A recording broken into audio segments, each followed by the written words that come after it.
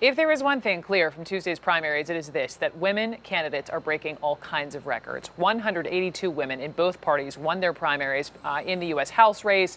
That beats the old record by 15. At the state level, women have won 11 primaries for governor. And when you look at this is just from Michigan. For the first time, Democrats will have an all-female statewide ticket. And on that list, Rashida Tlaib. She is poised to become the first Muslim woman in Congress in the country, and she is with me, maybe semi-bleary-eyed from all of the evening and the morning and the 127 text messages that you woke up to this morning. Rashida, Congratulations. It's nice to have you on.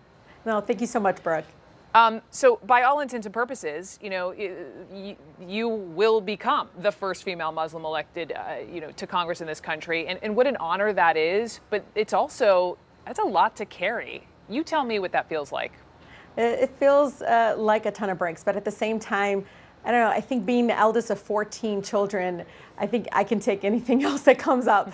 I'm so grateful for the families of the 13th Congressional District. For many people out there might not know, I mean, this is a predominantly African-American community, and I'm so humbled and honored to have gotten their support.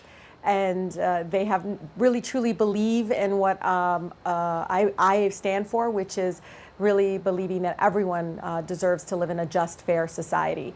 And so I'm excited, I'm thrilled, I'm ready to hit the ground running. 36,000 women are running for some sort of office in this country this year, and I've actually spent a lot of my summer on the weekends interviewing a number of them, and many of them actually told me in their own way that since Trump won in November of 16, that they realized if they don't stand up and run, that they as women have everything to lose. And you were actually at an event, a Trump speech. This was 2 years ago in Detroit, and you, along with several others, were forcibly removed from that speech for heckling. I mean, you tell me, Rashida, how much of your decision to run was shaped by this president? Look, I say this a lot to people, but it's true. I think President Trump being there in office, getting elected, was kind of a bat signal for women across the country. It was like, it's our time. We have to march on, and we can't stand outside of the ring anymore. We have to actually run for office, and we have to demand to have a seat at the table, because it's obvious that everything else is falling apart. And to have someone like him in office that talks like him, I mean, our children have to watch that, hear that language and watch that kind of behavior. And so absolutely, I think a lot of that drive does come from, President Trump being in office, and just the culture and atmosphere that he brings to that office and to our country.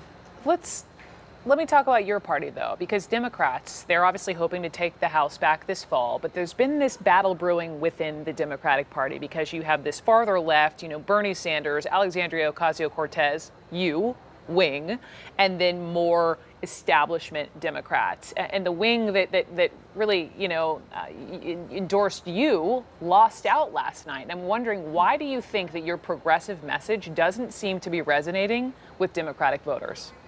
Look, I think what I hear from the 13th Congressional District, I don't know what's going, I obviously hear elsewhere. Obviously they voted for you. Yes. But elsewhere, what's going on? I don't know, but I can tell you this. People do want something different. We don't want just somebody that introduces bills and, votes the right way and goes home. We want somebody that kind of goes beyond that. Will fight, not only in the community, but even on the ground in pushing back against the hate rhetoric and trying to deliver services to residents. People want somebody real, somebody that looks like them, that feels like them, that talks like them. And I think that is something that has been so much lacking in a lot of people that run for office on both sides of the party.